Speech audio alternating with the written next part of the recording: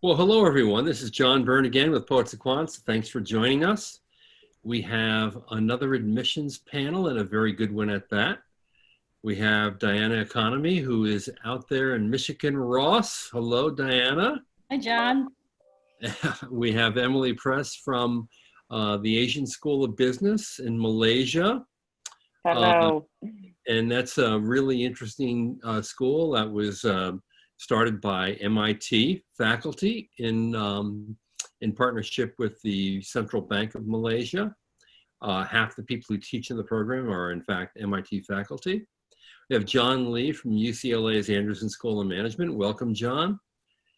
And we have Debbie Herzeg from, and not last but not least, I should add, I'm sorry, Notre Dame's Mendoza College of Business. Thank you, everybody, for coming. So I know that all schools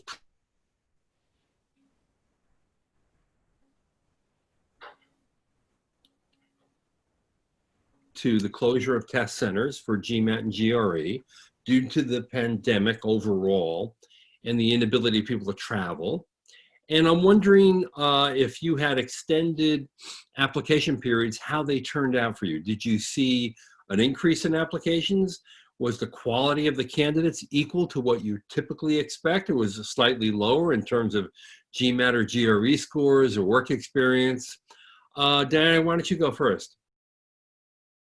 Sure. So we just had our final deadline this past Friday. So we're still assessing kind of the overall round because we actually got a lot of applications in just over the course of this past weekend. But we saw a whole variety of candidates, really. We saw candidates who, I had one candidate who had worked in fundraising, and he had since lost his job during the pandemic when fundraising had gone down.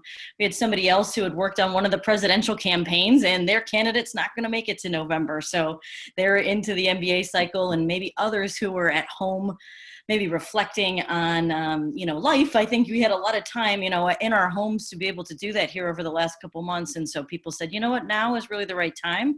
And starting this fall is really the best bet for me. So a whole range of candidates that we got a chance to get to know. And, as a result, we're actually going to keep an extended round next year because we enjoyed getting to know this set of candidates that maybe took a look a little later in the process than others.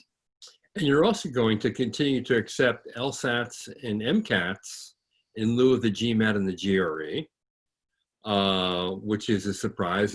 Why is that?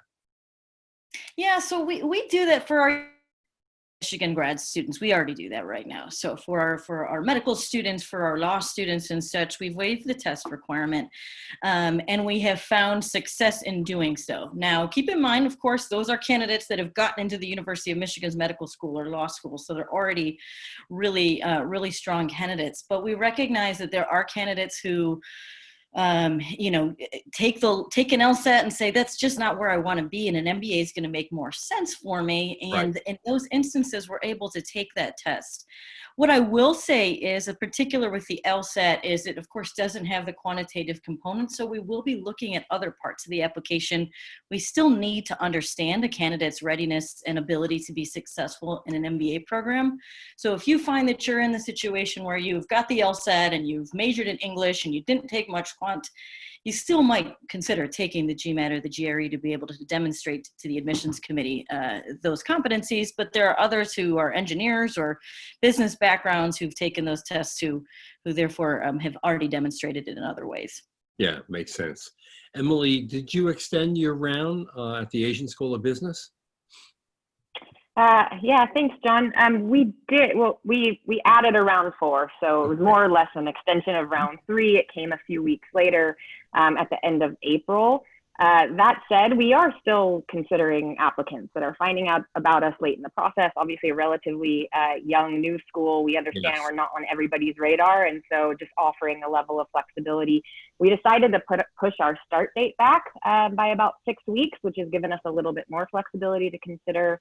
To continue to consider applicants this round. So as our Dean of Admissions likes to say, there's no deadline for superstars. So we're definitely still having conversations as people find out about our school. And Emily, let's see if I get this right. You've graduated 3 classes or 2 classes? So we actually just graduated our our third class, and we are Okay. recruiting Three for, classes, yeah, right. yeah, exactly. Great. Okay. And John, I know the UCLA added some accommodations for people during the pandemic, the height of the pandemic. Of course, we're still in it. What kind of outcomes did you see? Yeah, so that's still to be determined. We actually extended our round three deadline, but we made a commitment to anyone who applied by the original round three deadline to still give them a decision with the original intended date that we're going to release it. So with that round, we actually didn't see too much difference. The quality and the types of students were actually similar to the rounds and the round threes in prior years. However, we actually did extend up to June 1st for round three. So that actually ended, I guess, last night at midnight. So we saw an increase in application. We may have had the same candidate that was working in the presidential campaign. But it's hard to tell what the quality is like yet. We haven't really taken a deep dive. We only ended yesterday, so we're going to assess that now. And like the Asian School of Business, we also extended our start. So normally we do start in August, but because of everything that's going on, although there'll be a soft launch in August, the official start for UCLA Anderson this year is going to be fall quarter, which is September 28th, just to accommodate to see what will happen with the international students, to kind of make sure that things go well and they can actually be here if they want it to be. Right. Give people a little more time to get a student visa and perhaps to arrange travel, because some places are kind of shut down. Yeah. And Debbie, what was the outlook over at Notre Dame? Yeah, so we did have our last deadline on May 1st, and we do have a final deadline that we did add June 15th. So that's coming up here soon. And we did see an uptick on the number of applicants we probably normally would have gotten this time of the year.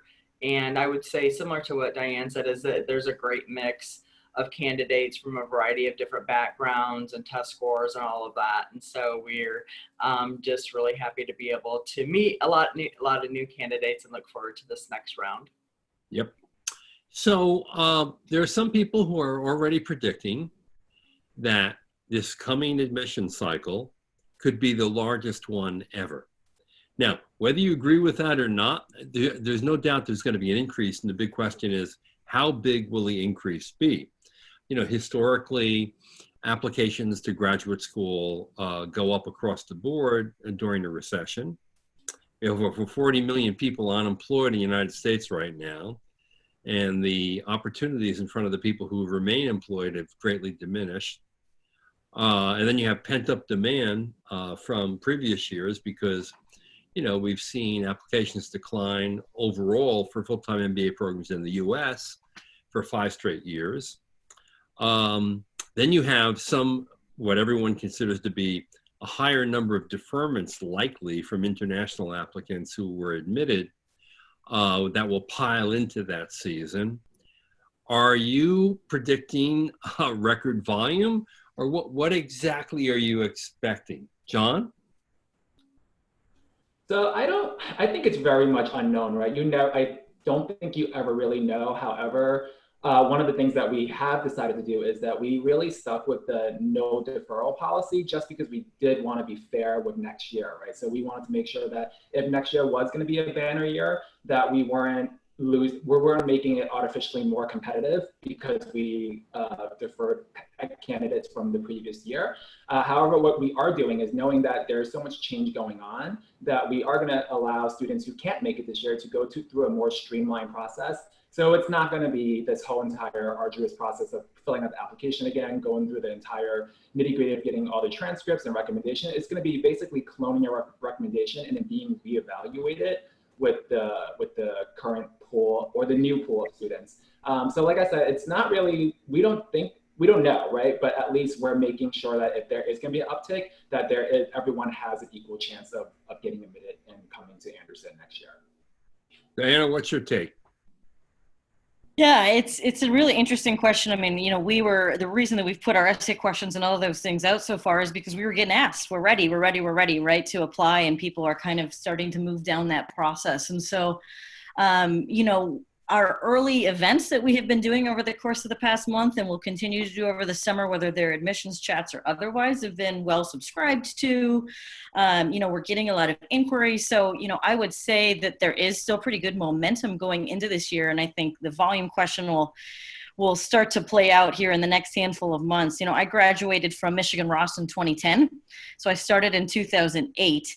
And, that was a year in which, yes, there was indeed increases in apps, as the economy went down. And I think the resurgence of the virus will have a big implication on this as well, in terms of how it's going to impact the economy and perhaps how it will then inform whether people choose to apply this year in greater numbers. That's really true. Although I can't think of a better place to set out a recession and a pandemic than business school. Debbie, what are you looking forward to in this coming admissions year? Yes, so I do also think that with the economy, that's going to make a big difference in seeing how companies are going to fare in the next couple months to a quarter, I would say. Are they going to be bringing people back or not, that sort of thing. But I do still expect that there will be an increase similar to how it was in 2008. I was in admissions then too, so I did see how that panned out there. And so it just really gives a lot of people a great opportunity to pause and take that time to invest in themselves. And I think that's going to be really beneficial to them and of course to all of the schools as well. Now, is the same in Asia, Emily, do you think, or not? So I guess one thing I've learned over the last few months is to try to not be in the business of making predictions. But I think just generally similar to sort of Diana's sentiment that we're really excited about the momentum that we're seeing at Asia School of Business. I think we're pretty well positioned just in terms of the region and the market. I think people, our message resonates with people, and I think we're seeing continuous interest in the program. We're in a little bit of a different position in the sense that we have really an opportunity to scale at this point. So even when it comes to things like deferrals for this year, we're definitely being flexible. I think we have capacity to do that in terms of, being able to still, look to grow the program next year. If people don't want to join this year, there's still that option. And I think we have the kind of volume that we need for this year to ensure that we still have the class that we're looking for. So I'm really excited. I think, generally the landscape is, I think it also offers opportunities for us as admissions professionals to explore different kind of recruiting platforms. My limited time in the industry, I'm used to traveling all over the world. I think that's going to shift a little bit. And I'm just kind of excited to figure out new ways to connect with people and see how we can tap into different channels globally that maybe we weren't thinking about before. So I'm overall really excited. And actually, of all the schools here, you folks really want to expand your annual intake. You now have facilities that are that have the capacity to significantly up your intake. Currently, you're taking in how many? So right now we're going to land somewhere between sort of 50 and 60 students. We definitely have capacity to grow. We've just opened a beautiful new dedicated campus right in the heart of Kuala Lumpur. At the same time, I think we're being mindful in that approach. So much of our MBA experience is sort of built around this experiential or action learning based concept with project work all over the region. There's a huge travel element. So I think we're being mindful in terms of the landscape over the next year and kind of how that impacts our ability to still really deliver on that kind of experiential based kind of learning concept. But I think we're definitely excited to grow the program in a mindful way, assuming that the constraints don't kind of prohibit us from doing that. Right. Let's talk a little bit about how your programs are differentiated from each other and kind of what are some of the special things about each of the programs. The best way I like to ask this question is this. If I were to go into a room with your graduates, recently minted into the marketplace, and ask them, what are the three things that most resonated with you, the three things that made a memorable impression on you in the 2 years you spent in the MBA program? What would they in fact be? Diana, what would your students tell me at Ross? They will tell you about their MAP project for There you sure. go. So, yeah, for sure. Now, Their MAP stands for Multidisciplinary Action Plan. project. Yes, you got it. Yes. So it's a full quarter of your first year that rather than in a classroom, you're on a consulting like engagement. 7 to 8 weeks. It's a full 7 weeks, and internships are typically 10 to 12. So you can think of it almost like a second internship as part of your MBA experience. As a result, almost 90% of our students are career switchers, or not as a result, but one of the vehicles that our career switchers say they look to is this MAP experience, where you could be at companies or organizations around the globe in various industries and functions. And so you get to rank the projects that you're most interested in, and get your hands dirty in an area that you might not have had experience in before. And even this past year, where our projects themselves were virtual, they were still really robust. I talked to some students after, to be honest with you, thinking maybe they would be disappointed, because normally you go all around the world. I was in India for 5 weeks for mine. And the travel element was certainly a part of it. And they said, you know what? I had great contact with senior level folks at these companies. About 85% actually have engagement with senior level executive sponsors at these companies. And I still got to engage and connect with them. Somebody told me she was at one of the big tech companies working on their contingency plans and emergency preparedness plans directly with the company real time as it was happening. And this summer she's working for a different tech company. And so it gave her good exposure there. So do talk to our students about their MAP projects when you talk to them. Any hands-on learning experiences, this is the best place to do that, as there's so many different experiences that you can have, MAP just being one of them. So that's certainly something they would hear, John. So that's one. Give me two. Oh, one. You want three? Okay, great. So hands-on learning for sure. I think one of the things that they will say is the ability to take classes, not only at Ross, but across the University of Michigan. So the University of Michigan has over 100 graduate programs ranked in the top 10. The law school's across the street, the School of Social Work's across the street, the policy school's across the street, public health is not far away. So you get a chance to work in a really, really multidisciplinary focused environment. And I think the last thing they would say is the impact orientation of both our student body as well as the direction that the school's headed. Our dean has really put a lot of emphasis on creating leaders who are going to make an impact in the world, and that could not be more true than right now. And our thoughts are truly with those of you around the globe, all of us that are impacted by all these events that are happening here in the U.S. And it's been a really trying week, but within our community, having a space to allow people to figure out how they're going to use their business degree in really exciting ways to be able to have an impact on the world. There's a lot of opportunities to engage in impact-focused work while you're at school. Yep. I should point out, too, to everyone that MAP was a real pioneering program when it was introduced.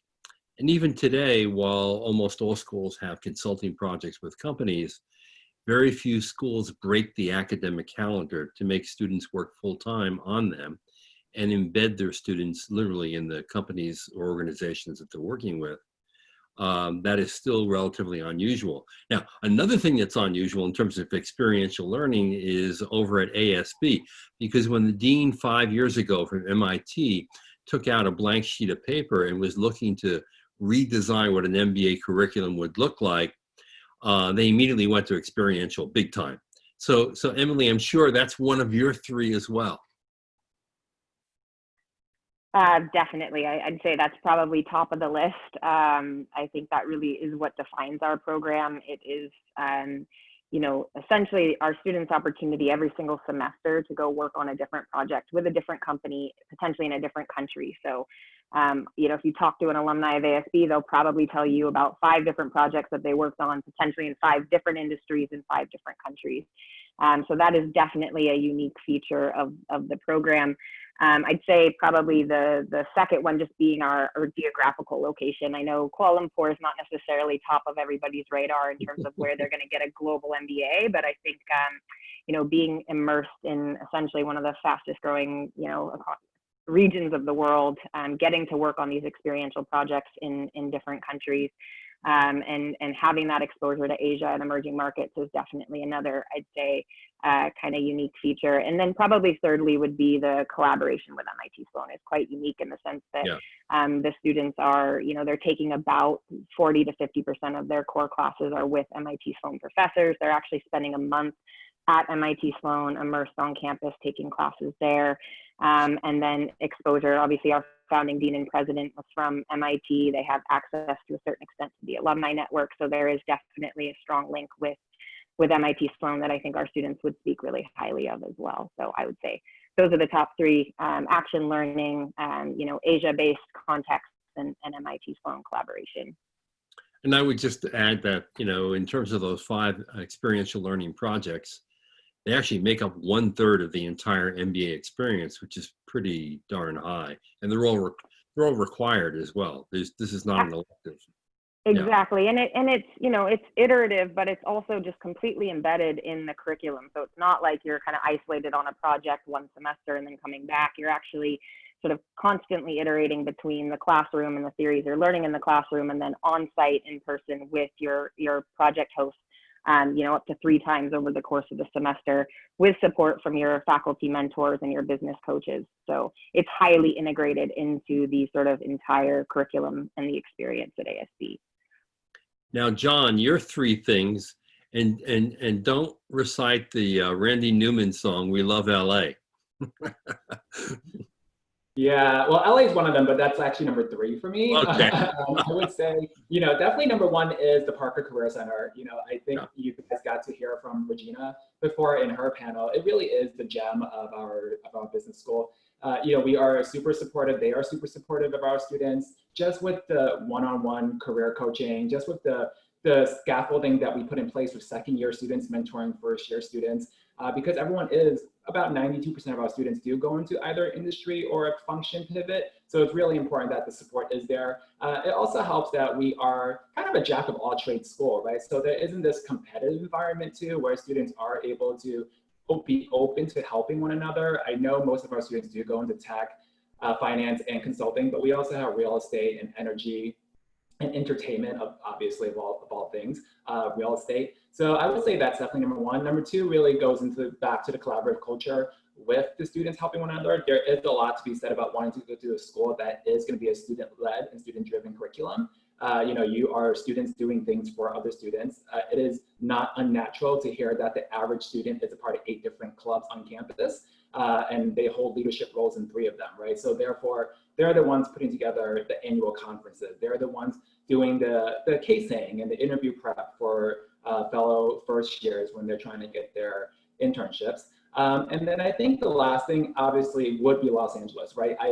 Not because of like the typical stuff like weather. Weather is great. I'm a New Yorker myself, so I kind of, when I moved here, I never went back just because I don't want to deal with winters anymore. But I just think there's so much industry in Los Angeles that people forget that, right? It's not just this entertainment capital. We have tech, we have entertainment, we have consulting, we have finance, we have real estate. So I think if you come to a place that has all this, you can really explore as an MBA student, because also being a big city, you also do have the advantage of doing an academic internship, which is actually an in-semester internship during the school year. And you can start as early as your spring quarter of your first year. So you have like your mandatory summer internship, right? But imagine now you can do a spring quarter internship your first year, then you do your summer internship, and then you can do more internships your second year. All of a sudden you walk out of your MBA program having 4 to 5 different internships in different industries. I think that really helps you kind of explore different interests, and also opens you up to being able to have diverse conversations, really understand business from such a diverse perspective, doing something in entertainment, but then in the spring, but then doing something consulting in the summer, and then maybe doing something real estate related in the fall. So those would be my 3 for UCLA. All right, that's good. Debbie, I know one of them is going to have to be values and ethics. Absolutely. Yes. So starting with our integral leadership development program, which begins in our orientation and getting them started on the right foot. of being that ethical leader is something that is taught throughout the entire program. It's something that we've always had as part of our program. So I feel really confident when our students are graduating and taking that back to their communities and of course back in their positions. And then we also have our Business on the Frontlines course, which we are growing. And so that course is where our students will work with partners in impoverished and war-torn countries. They could also have like a natural disaster, things like that, where they're rebuilding those countries and rebuilding their economies, or it could just be basic needs that they are trying to find solutions for. So they will be working with advisors, alumni advisors that have taken that course in the past, and then the partners there in the country. And it's a 2-mod class. So they do take it for 2 mods, 7 weeks each, and they take a trip to that country also to continue consulting them throughout that entire time. And then I would also say that our collaboration with our alumni in all different ways is another feature that we have that's really becoming part of the Notre Dame family. We have about 220 alumni clubs in the US and about 50 outside the US. So all kinds of collaboration, starting companies or traveling or just enjoying football games, doing community service. It's just a great part of the program to be able to be a part of that and start that as soon as you start the program. Having them come back to campus as speakers or working with the clubs and committees, having those advisors through our Business on the Frontlines course. Right, the Fighting Irish. Yes. So, Diana, I know what your answer is going to be to this question because I read a blog post recently about it. Is this a really good time to apply for an MBA program? John, this is a really good time to apply. Thank you for asking. It's a really good time to apply. And, you know, I think that we started talking a little bit about, you know, the time that it, you know, you invest in yourself here, and with the recession, an MBA is going to give you an opportunity to take a very immersive full-time experience and to focus on you and to develop yourself. This is, you only get it one chance really to take 2 full years where you are focused on you. If you're looking at full-time programs, and I realize some of you might be looking at hybrid or part-time programs and the like, but speaking from a full-time context, you get 2 full years, not just to take these classes, but to meet these people from all over the world. I can travel to various countries around the world and pick up the phone and call a classmate that I haven't talked to in, you know, 5-10 years in any kind of significant way because we had this experience together.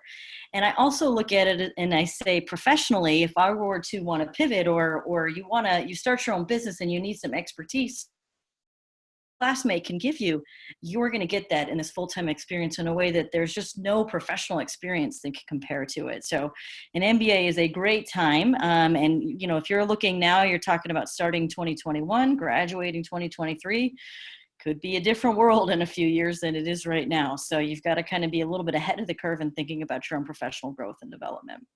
Yep. Does everyone else agree? This is a good time to apply. Sit out the recession. When you graduate in 2 years, you will have a really good, strong economy, plenty of people looking for MBAs to hire.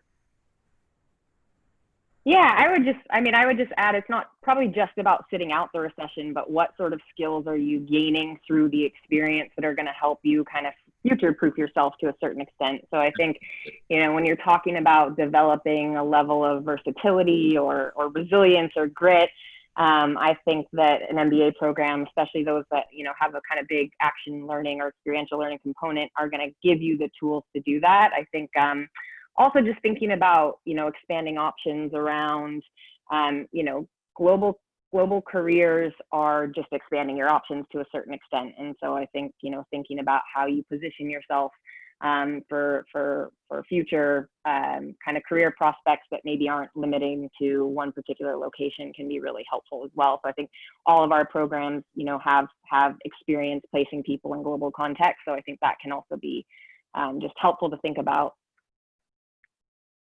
Yeah, absolutely. John, you know, every year there are a lot of people who sit on the fence, meaning they wonder, should I apply or should I not apply?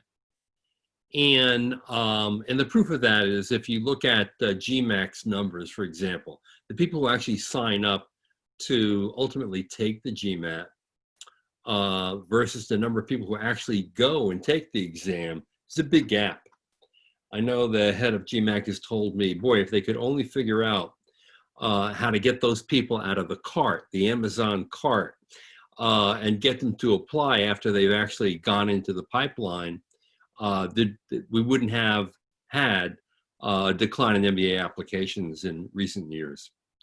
How do you get a person off the fence, John? Yeah, I think one of the things I always tell people is that regardless of whether there's a recession or not a recession, right? Those things typically come in waves, but you're always going to be prepared when you have an MBA. So if there was going to be a recession in 2021, you are prepared for that recession having gotten the MBA, because when jobs become more scarce, you actually signal out there to the world that you do have this qualification, and it actually makes you a little bit more competitive than the person that doesn't have it. And I think Regina said it best before during her panel, and I'm probably misquoting her, but I think she said something along the lines of, you know, you will never regret getting an MBA, but you might regret never getting one. So, you know, I think, you know, when it comes, I totally probably, like I said, misquoted that.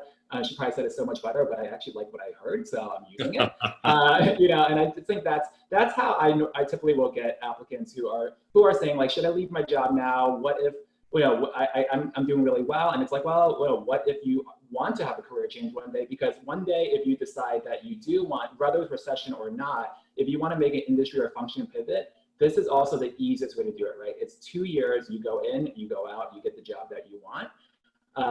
And you also network along the way, as opposed to maybe going the long route. I'm sure you can still get from A to B, right? It's just, you might have to go like all up and down, left and right to get to where you want to go. So those are usually the two reasons why I give it. So you're prepared, and also to give you that flexibility to make that switch when you want to, and, you know, easily. Yep, really true.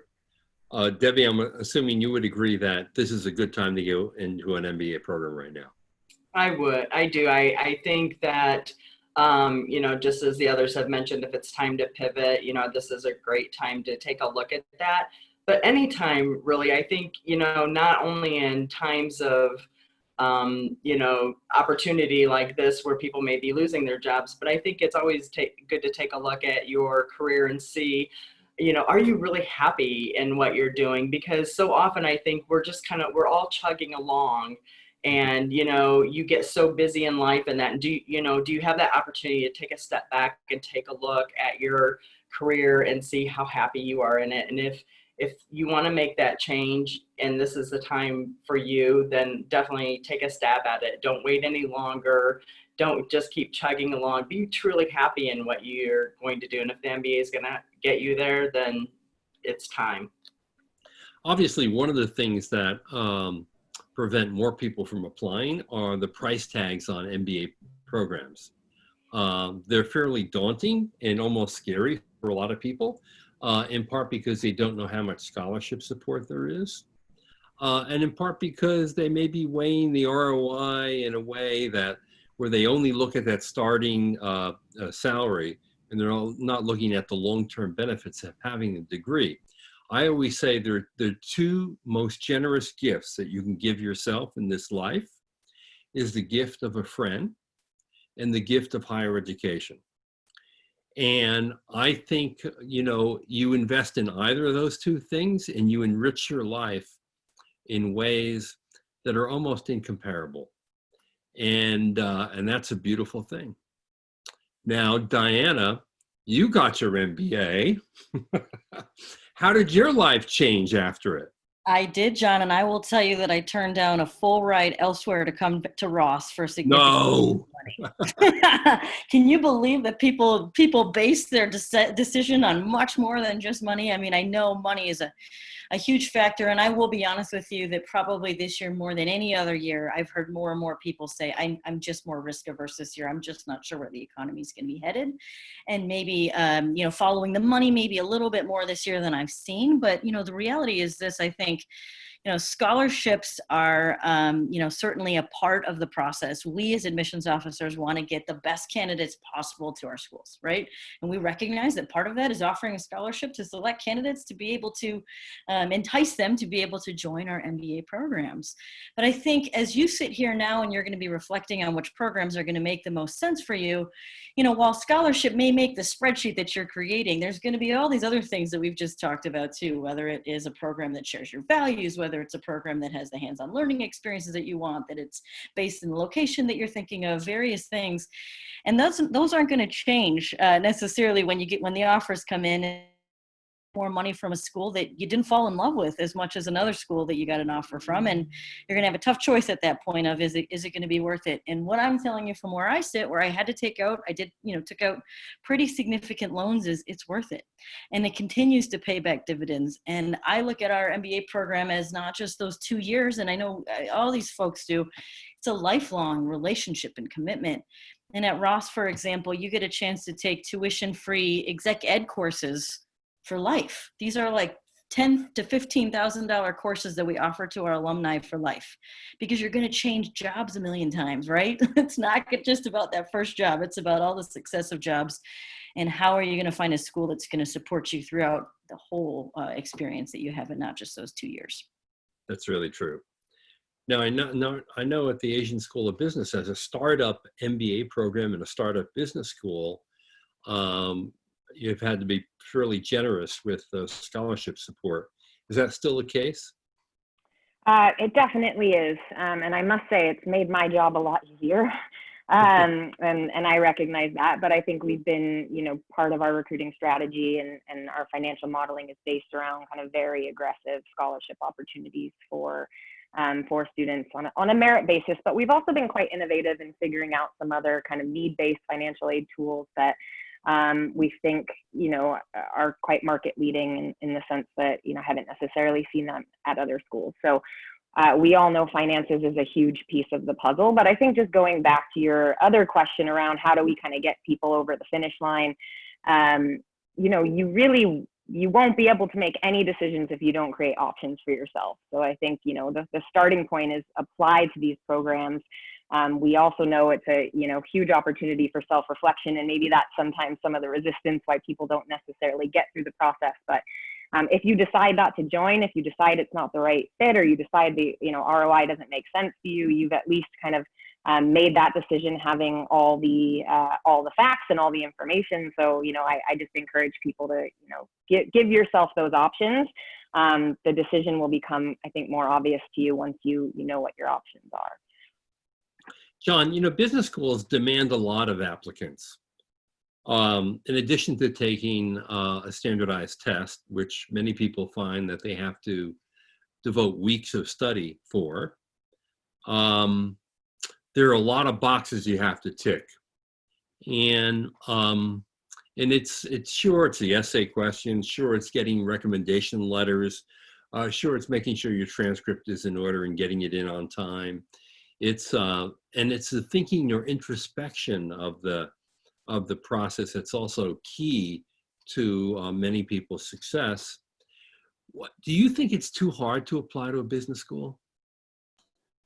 I don't think it's hard to apply to business school. I think it's hard to apply to like the business school that you want to go to, right? I just think, taking the GMAT is easy. Well, I don't want to say easy, but it has to be done. All schools will require, most schools will require it. So you kind of— John, you must be a quant. Yeah. If you're telling me GMAT's easy, you're a quant. Yeah. I actually have a sociology background, so not quite. Oh, you're a poet like me, so you shouldn't say that's easy. But and I think the undergraduate studies are there.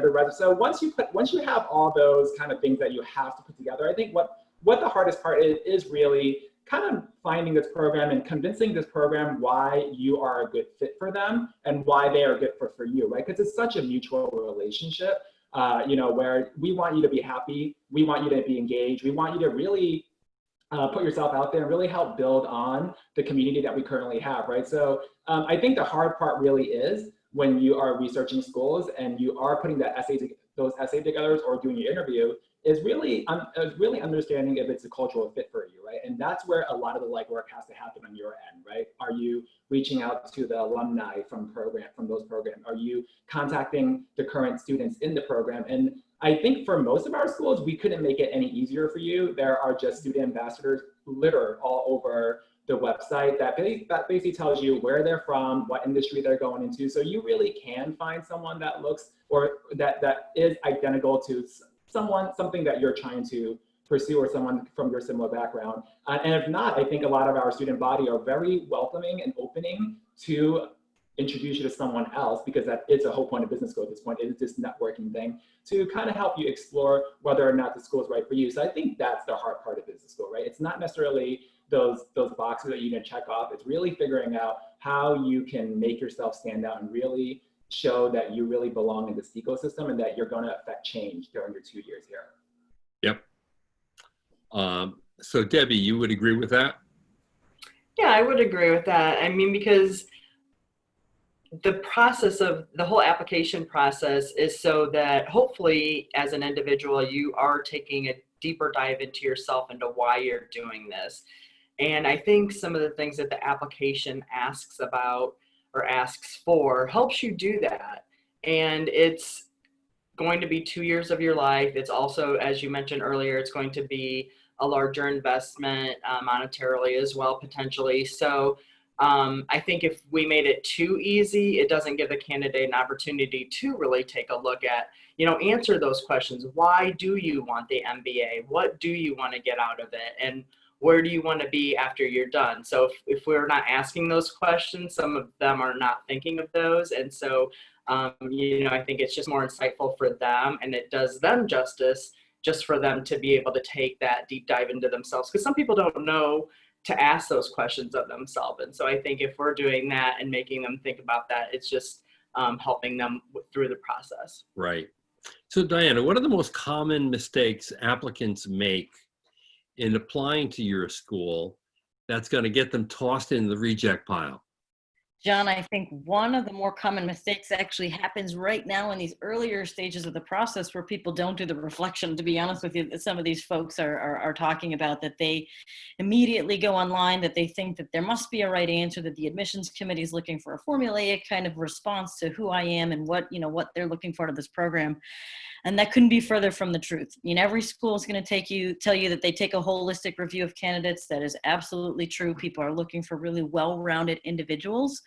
But for you to know your own narrative, your own story, your own truths is going to be the most important thing that you could be doing. And that can be happening right now. You don't even need essays out to be thinking about, what is the work that I do right now? When am I really energized at work? What's happening around me when I'm at work and I'm really energized and I get excited? Maybe that's only 5% of the time in your work environment. You're saying, how can I do this more? Because I want to be a little bit more fulfilled with what I'm doing. But you need to understand what that looks like for you, because MBA programs are going to give you a whole new exposure and a new toolkit to kind of build from, but what makes you tick and what you're energized by, that's not going to change. That's actually uniquely who you are, and that's what we're looking for in the pages of your application. And I think people will say, well, where are you looking for it? And it's kind of throughout, right? We're reading your essays to get a sense for who you are. We're understanding who your recommender thinks you are. We're understanding from your interview who you are. Even your resume, I think people think, I already have a resume, so I don't need to do a new one for this process. But there are ways to be able to craft your resume that help the admissions committee understand your professional pursuits and some of the things that you've done that make you stand out professionally. So really thinking critically about yourself is the most important part before diving into each of these parts of the application. Yep. I'm going to remind the audience that we're going to be taking questions in a moment. We have a few that have already piled up, and I'm eager to get to them. One question, in fact, I should go just put it out there. When will the application go live for each of your schools? I know, Diana, only yesterday you said it would go live in July sometime. Yep. Emily, how about for Asian School of Business?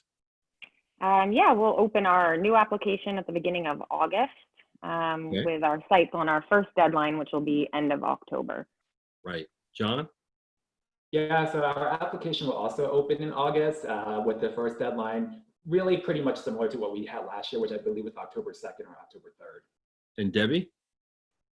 Yes, we are also looking at a July timeframe, and our first deadline will most likely be in September, sometime early decision, but they will also be similar to what they were last year. That's right. You have an early decision deadline, We do. which is unusual for many business schools. How does your early decision deadline work? So typically it's for those candidates that are looking only to apply to Notre Dame. So they're going to make that commitment right away. And so that's how it works basically, is just that they're going to know soon enough so that they can make that plan throughout the year. So they'll get that decision typically October timeframe and be able to plan out their next year. So, or, you know, for on some reason they wouldn't get admitted, they could make a plan B, but that's how that works. And they have to sign a statement that Notre Dame is their first choice school, right? Correct. Yeah. Yes. Okay. Do they have an advantage in the application process if they do that?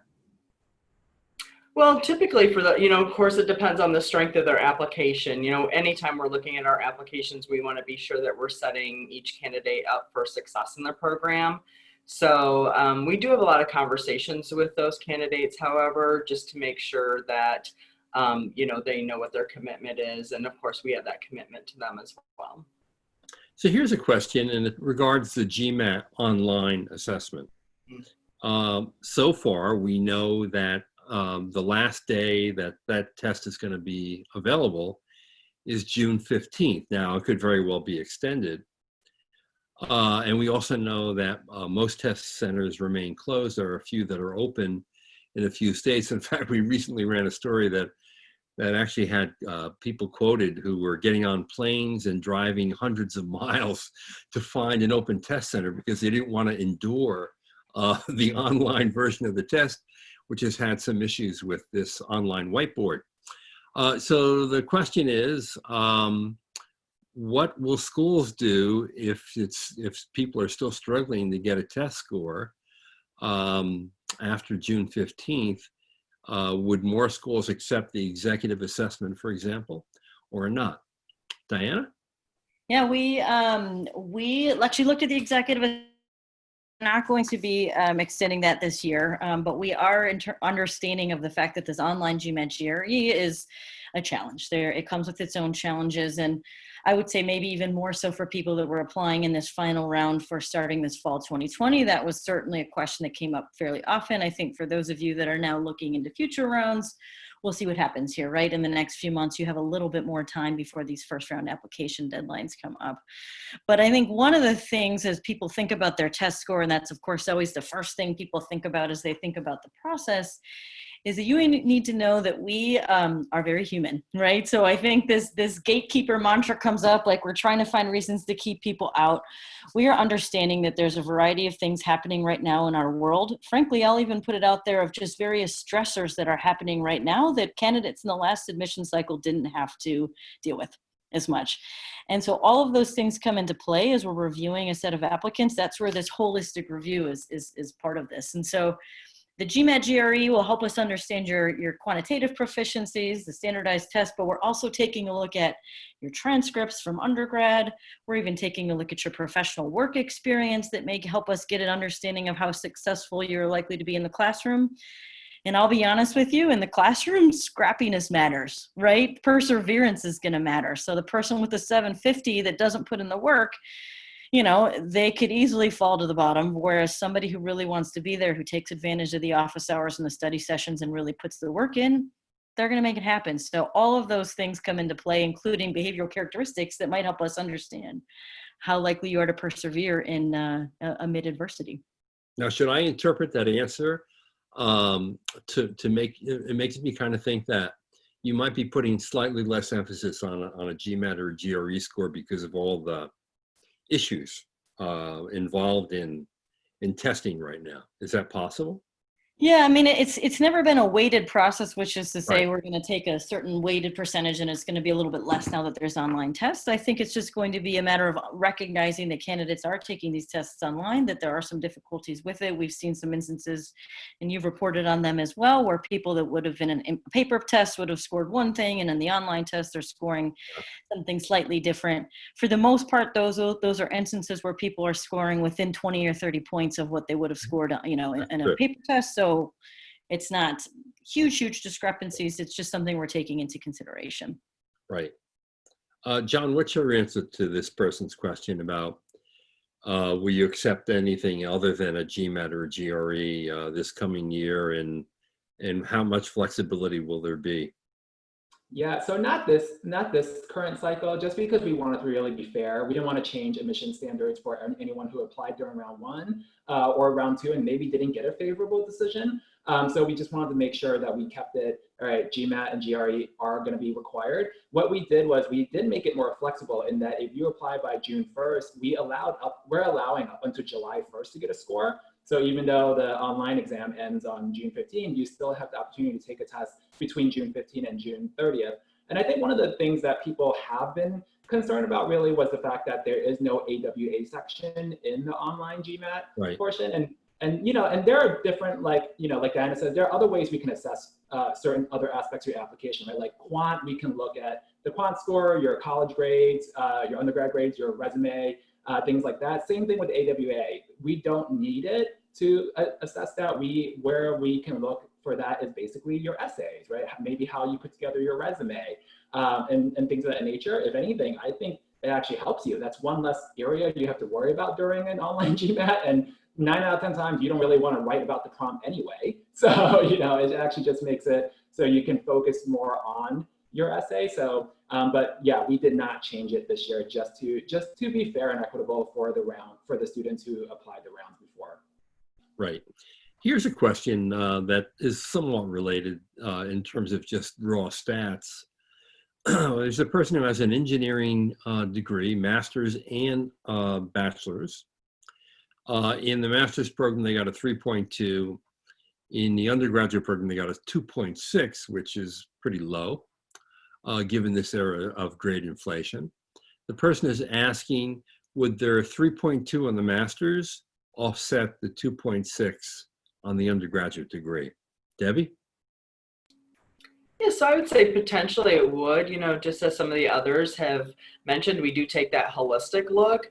So the other part of that is we have a supplemental essay. So I think to address your lower GPA also is important to do that, because obviously we see that. So what was going on at that time, that sort of thing, it just has to be a paragraph, not a full essay or anything like that. But I think just addressing things like that do stand out to you, obviously that person recognized that. But absolutely, we're going to take a look at your grades in that master's program too, as that's going to showcase some of your talents that are even more recent. So if you did really great in those math, stats classes and your master's that maybe you didn't do as well in your undergrad, of course, that's going to be very positive for you. Emily, what do you think? Yeah, I would just echo kind of what Debbie said. I don't know if offset is the right word that we would use, but we would definitely take into consideration your entire academic experience, the situation maybe that was going on with you during your undergrad. I think there's a lot of real estate across the application to explain yourself holistically to the admissions committee, and I just encourage people to use it. As a GMAT GRE optional school, we have a very kind of robust academic assessment process where we are looking at a lot of different markers to kind of gauge your academic readiness kind of beyond the traditional test score. And so, we're considering the rigor of your previous programs and degrees. I think, a 2.6 engineering degree might be a little bit different from a 2.6 in other disciplines. So we're sort of looking across all of those aspects when we're trying to evaluate somebody's academic readiness. Right. Diana, here's a question for you. Do international students have a good chance to be considered for a scholarship, and does applying early make a difference? Yeah, that's a good question. International students absolutely have a chance to get a scholarship. It goes back to We want to build great classes. We want to build diverse classes with diverse perspectives, and your perspective is valued and matters. The best chance that you have of being competitive for a scholarship is truly to put forward your best application, to think about what you have got control over, right? You've got control over the way that you're articulating your story and your narrative. You've got control over your test scores. You've got control over the way that you're getting a hold of schools and learning more about them and understanding your fit with them. From which round to apply in, from our perspective, we actually in every round gave out scholarships, even scholarships off of the wait list, back to this point of you want great people in your class, right? And great people are applying at different times. Now, as an international student, the consideration for you is actually more so getting in the pipeline, getting visa, things like that. So usually the advice for international students is to apply in an earlier round, but a subpar round or app in round one is not a good plan, right? If round two is a better fit for you, you should wait.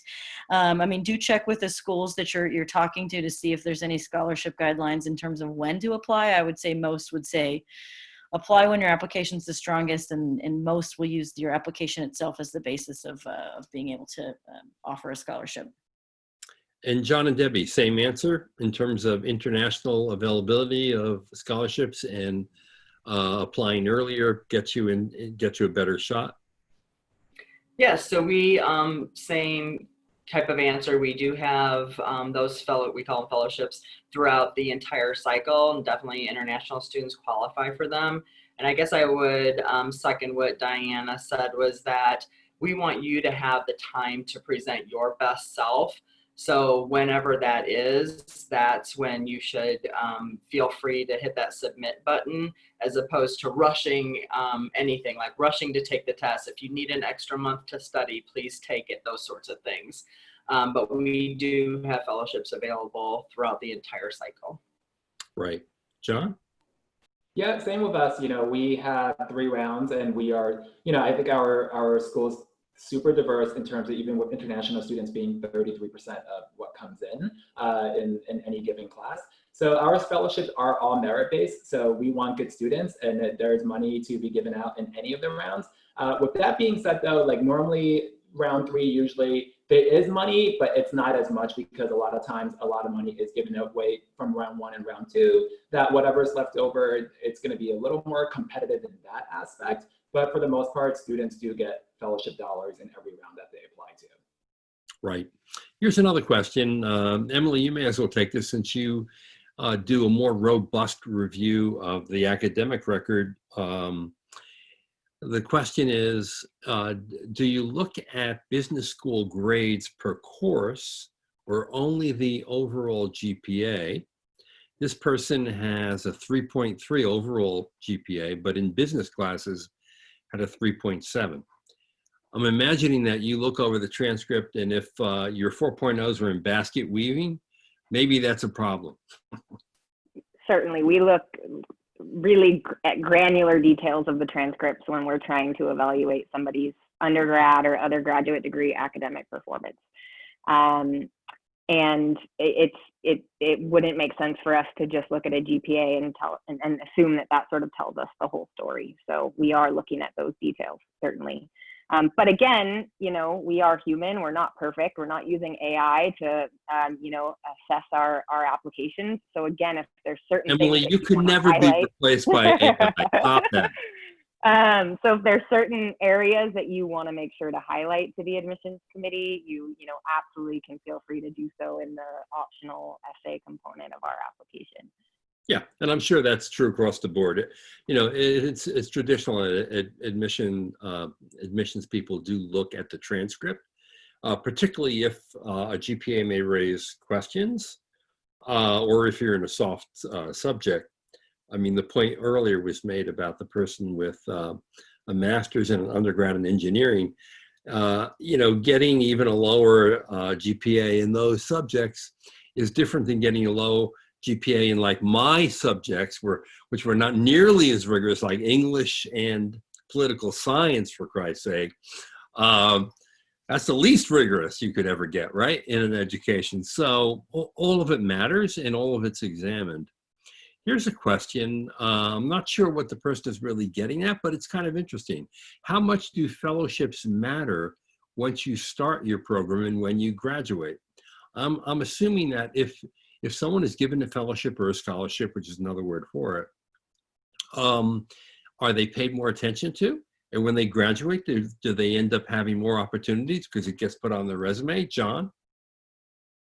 I don't think so. I mean, I don't know anyone that has put down that they received a full ride or a half ride, on their resume. All students are treated the same. You get the same, when you're an Anderson student, I'm going to assume this is with every single school in this panel, that you are a student of that school and you are able to have the same resources in terms of joining clubs, in terms of career coaching, in terms of, taking the classes that you want. So there is no difference on how some are treated. The only thing I can think about that may be different is if your school offers you a third-party fellowship, like a Forte fellowship or a consortium or a Ramba. That's the only time you have other advantages, I guess, over some of your peers. But if you are, with all things being equal, there is no advantage of being a scholarship student versus a non-scholarship student when it comes to access within your school. Yeah, that's a good point about the consortium and Forte, because both of those organizations have very good programs to help you get a good, fast start in an MBA program. And those programs are very valuable to a lot of people. So I can't believe it, but our time is already up. I could spend another hour talking to you four. But if you have questions out there and you're an audience, what you can do is go into a chat room with any one of our four panelists over the next half hour and ask whatever you'd like. I also think that, the standard advice for someone who wants to really explore whether or not they're a fit for a given MBA program is to visit the campus, sit in on a class, have a coffee with a student, maybe go out to the local dive in the evening where most MBA graduates gravitate. In today's quirky world, you may not be able to do that. So getting the chance to virtually spend some time with Debbie, John, Emily, and Diana in a chat room may be the next best thing. So take advantage of it. Meanwhile, Diana, Emily, John, and Debbie, thank you so much for joining us and sharing your valuable insights and your time. It was a real joy for me. I hope you enjoyed it as well. Yes, Thanks, thank John. you so Well, much. Thank you so much.